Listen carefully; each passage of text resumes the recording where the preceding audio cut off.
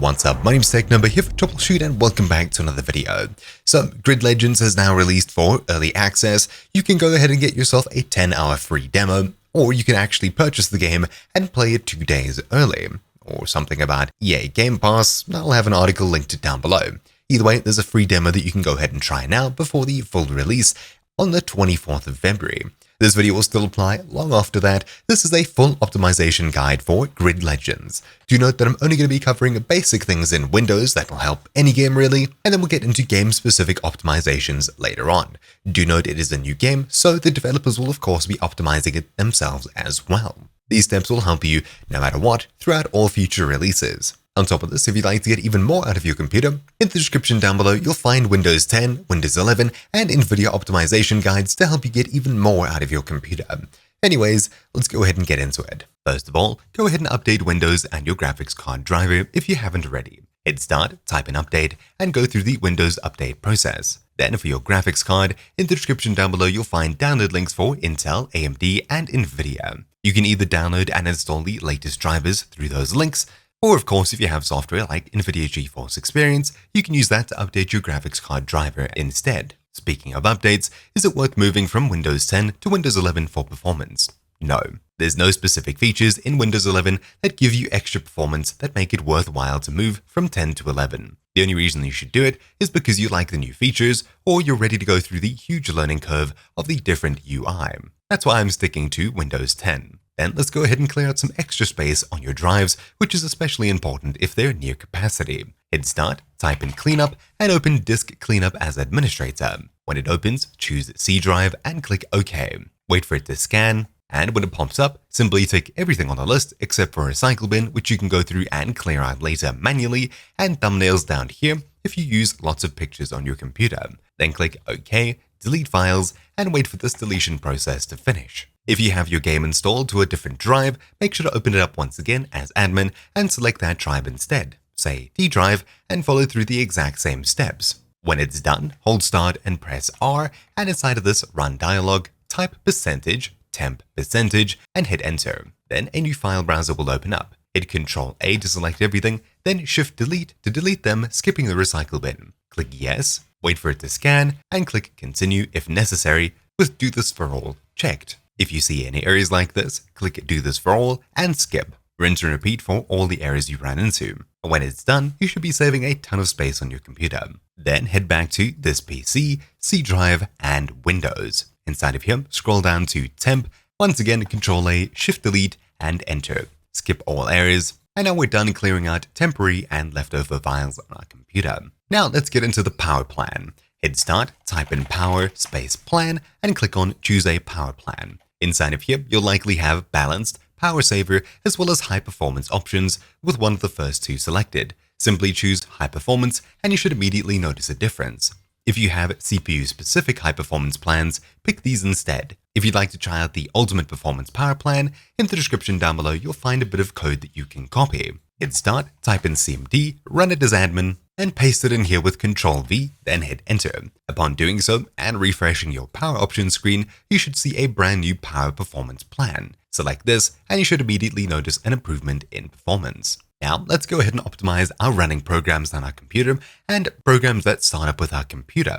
Press Ctrl Shift and Escape all at once to bring up the Windows Task Manager. On the Processes tab, you can sort by CPU, memory, and GPU to see what is using what on your computer. The fewer background programs you have running, the more resources you have available for your game to take and run at the best performance possible. Then we'll be heading across the Startup tab at the very top. Inside of here, sort by status, and everything listed as enabled starts up when your computer logs in. You can find unwanted programs, right-click, and click Disable. That way, you'll have to manually start them yourself, speeding up the startup process, and of course, you'll have less programs to close when you want to play a game. If you're a power user, head across to Services at the very top, click Open Services, and inside of here, sort by startup type. Everything listed as automatic starts up with your computer. Double-click Unwanted Services and change it from automatic to manual.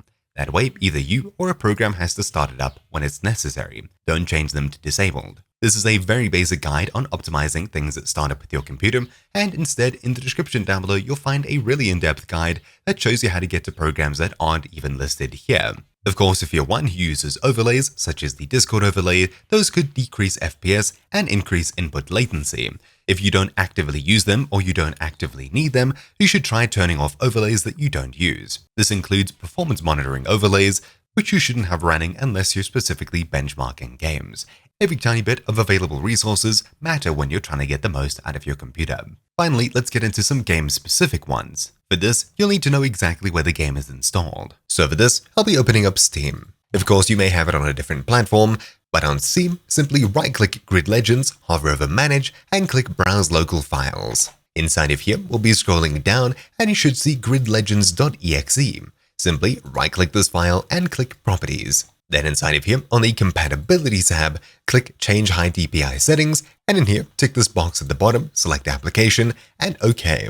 If you're someone who plays the game in full screen, you can try Disable Fullscreen Optimizations to force full screen mode to work as exclusive full screen. On some computers, this may give you extra performance, though leave this to after the optimization to play around with, only if you play in full screen mode. For now, I'll click Apply and OK.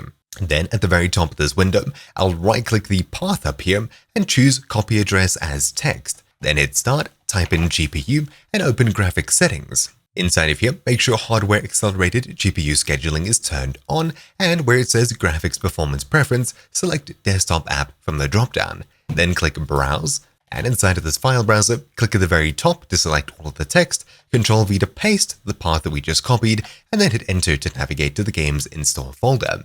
Double-click gridlegends.exe, and when it's added to the list, click Options here. Then we'll choose High Performance and Save. Of course, if you get this through the Xbox app, if it's even available there, you can choose Microsoft Store app from the drop-down here, then select it from the list of all apps on your computer. Anyways, when you're done with that, click Home in the top left, now choose Gaming. Inside of the Xbox Game Bar tab, make sure that this is turned off unless you specifically use the Xbox Game Bar.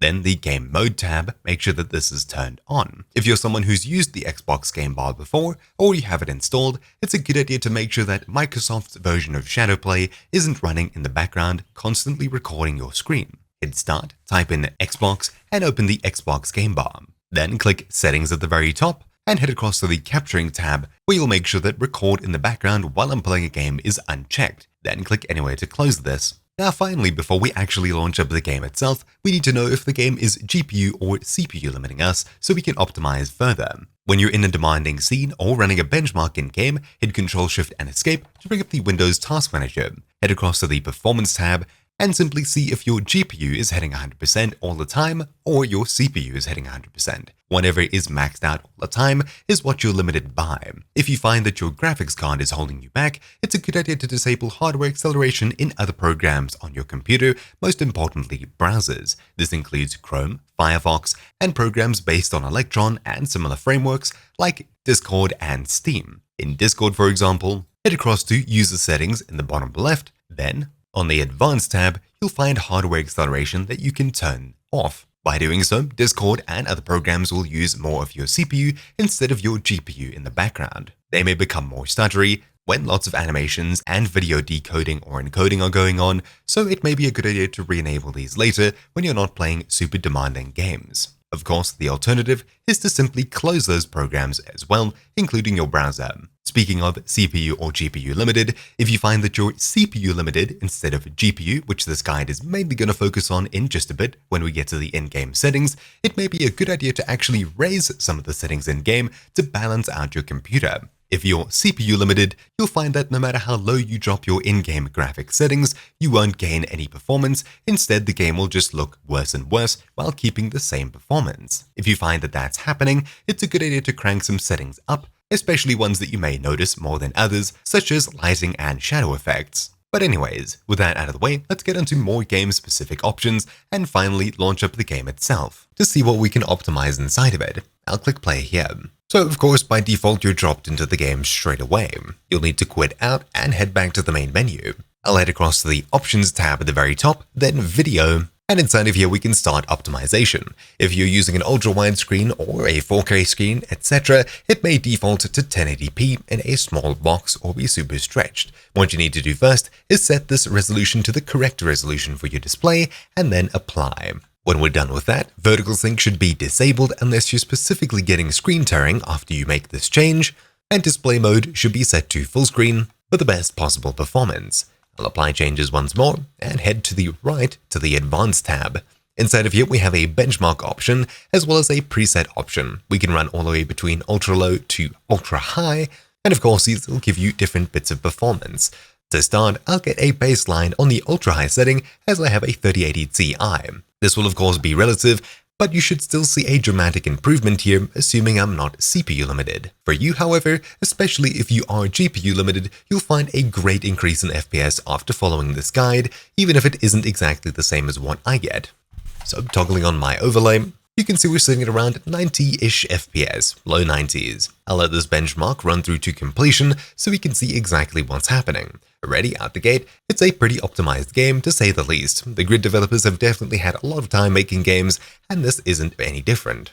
Dropping to low 80s inside of the car, and once again to high 90s when we're outside of it. Not too sure why there's an FPS drop on the inside, but there is. And with one lap comes the end of our benchmark. So we've been anywhere from the mid-70s all the way up to just about 100, though not really reaching there. Minimum FPS 74, max 99, and average around 90. Awesome. So I'll head back and once again into options. Heading back to video, then advanced. Let's start with optimizing these settings here. So first of all, lighting quality. There's no ray tracing as far as I know, so you can comfortably leave this higher up to get a better looking experience. However, if you experience lag because of lighting effects, you may want to push this down to low. The changes should be somewhat noticeable, though because it is a racing game, things are moving past you extremely fast, you can comfortably leave this on low without noticing it too much. Anti-aliasing is something I always turn off in every game, not just because it makes things look blurrier, but of course because it's usually quite computationally expensive. TAA isn't the most expensive kind of anti-aliasing, and that's the only option that we have here, at least for now. You can set this to off for a small FPS boost. Post-processing quality I would leave usually around medium, just because particles flying around your screen when crashes happen and things like that can be quite exciting. Pushing this down to low, I'd expect a lot of those to go ahead and vanish. Texture quality depends completely on your graphics card and how much VRAM it has. This 3080 Ti has 12 gigs of RAM, my old 1080 Ti has probably 10 or 12, I don't remember, and I'd comfortably usually leave this on ultra high or high for that. If you have, say, 6 to 8 gigabytes, you may want to stick to medium, and anything below around 6 gigabytes of VRAM, you'll want to set this all the way down to low. Of course, this will be completely up to you and your specific setup. Usually having this set to ultra high may be complete overkill as things are zooming by extremely fast, and of course we're not playing in 4K, or at least I'm not. I'll leave this on high. Shadows are once again something you're not going to be staring at, but they do move quite a lot over objects, bumps in the road, tarmac, etc. Having these all the way up to ultra high will cost quite a bit of performance, especially if they're moving around quite a bit. Lots of cars, lots of trees, lots of buildings, etc, etc. I'd usually leave this on medium, otherwise having it on low may have things too blocky. Smoke shadows, once again, they're shadows, you're not always going to be focusing on them, and if you skid, a smoke's probably going to be left behind you. So you can set this to low comfortably without worrying about it. On low-end cards, you can set it all the way down to off. Then particles. Once again, this will happen on impacts, crashes, etc. This will be something you need to lower if you're experiencing FPS drops whenever things are happening in the scene. You'd usually set this down to medium to start with, and if you'd like to turn it up, you can turn it up to high. For this, I'll be leaving it on medium as if I had a 1080 Ti in my computer. Vehicle reflections aren't using a ray tracing technology or anything like that. These are still using the old SSR screen space reflections, which is pretty cheap to run and has been around for a very long time. You can usually leave this on medium or high and not really lose too many FPS. For this, I'll leave it on medium. I think anything below this would look too blocky, so unless you're absolutely clawing for FPS, you probably don't need to drop this any further. Crowds, once again you'll be zooming past them, and if you're someone like me, you've been playing racing games for a long time, you're probably used to 2D crowds. You can push this all the way down to low, having it set to off. Not sure if it would completely get rid of them or just turn them into images, but I think it might be a bit lonely.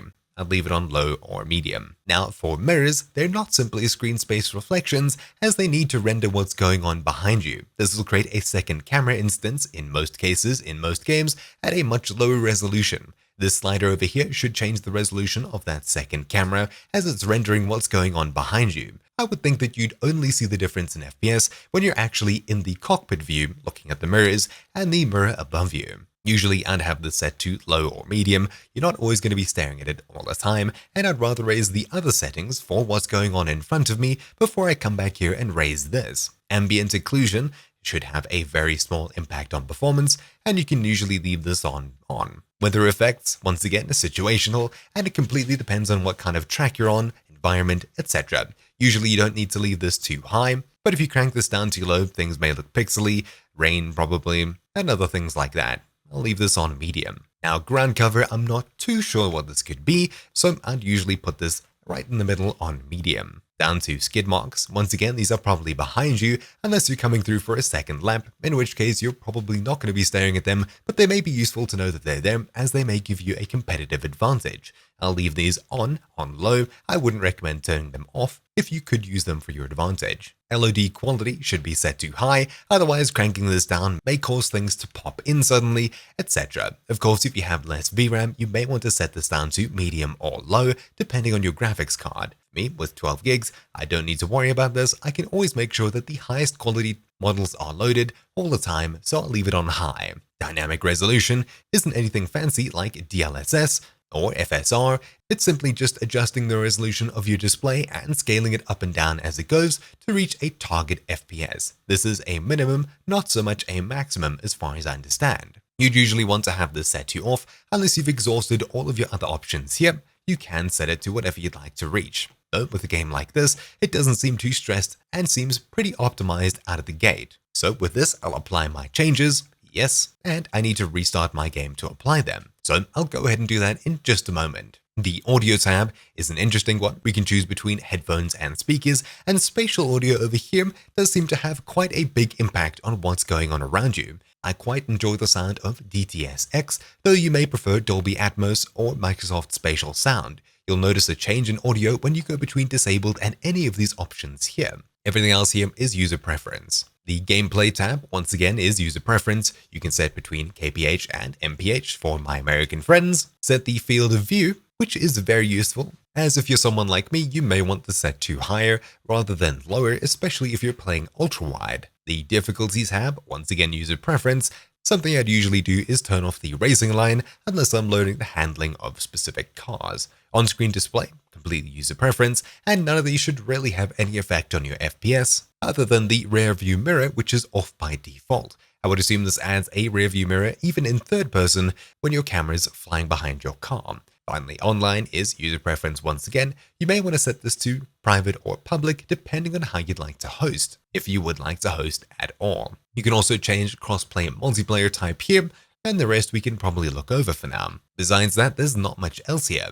There's only controls and save management in the bottom right where we can reset our progress and start a new save game. So now that we've changed our settings, I'll head back and quit out of the game completely, then relaunch it. Heading back to the options video, let's go back into the benchmark and see how things have changed, toggling on my overlay. Immediately out of the gate, I'm sitting at around 98, now pushing past 100 FPS comfortably into the low 100s up to 110, which is a great start considering we didn't even reach 100 FPS in the last run. Of course, I am running a completely overkill setup with a 3080 Ti, so if anything, I'm limited by my CPU, an AMD Ryzen 3900X. While it's not exactly the best thing to have for optimizations, following the steps and guidelines that I showed you previously will definitely have an impact if you're GPU limited or you're quite balanced. Previously, I was balanced, now I'm sort of leaning towards CPU limiting or once again just balanced, with my GPU being pushed up to 60-70% instead of all the way up to 80-90% usually. If you're someone like me running a completely overkill setup and you're comfortable with 80 to 90 FPS, of course, crank all of your settings up and forget about it. If you're someone with much tighter spending budgets, the game still looks incredibly good where it is now in our sort of modified medium preset. If you need to squeeze anything more out of your computer and you find that your graphics card is setting at 80, 90, 100%, you're probably still GPU limited and you can comfortably push those options down to get even more FPS. Though eventually you may reach a point of diminishing returns as the engine is pretty well optimized and you may return to a CPU limit if you're running medium to high-end hardware. If you find that you've reached a point of not gaining any extra FPS, you can comfortably raise some of the options that have the biggest visual impact for you. Currently, the only visual change that I'm noticing between the previous benchmark and now has to do with the corners and edges of objects. The aliasing is a little bit bad, but of course you can raise the anti-aliasing back to TAA, lose barely any FPS, and get rid of all of those jagged edges. Finally, pulling in for the end of the lap, we'll see exactly how many FPS we actually got. And there we have it. Average FPS 102, minimum 82, max 114, and 97th percentile 82. So we barely dropped past the low 80s, and we comfortably sat around above 100 usually. Once again, a completely overkill setup, especially for a game like this. You'll definitely notice much bigger changes if you're using older generation hardware. But anyways, that's really about it for this video. Once again, if you'd like to get even more out of your computer, do check the description down below for Windows 10 and 11 complete optimization guides and an NVIDIA optimization guide too, as well as any other related videos. Thank you all for watching. My name's been Techno here for Troubleshoot, and I'll see you all next time. Ciao!